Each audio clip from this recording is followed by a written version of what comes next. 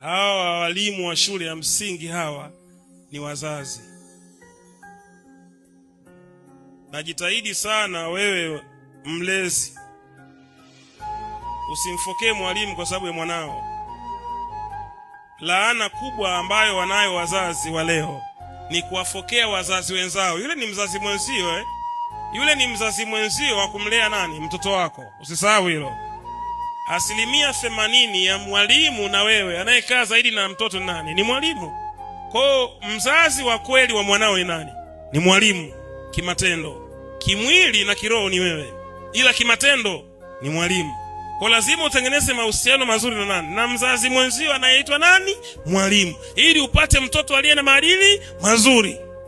Sasa mwalimu anampiga mtoto wako, wewe unakwenda unamwambia unajua nilivyomtafuta nikamzaa.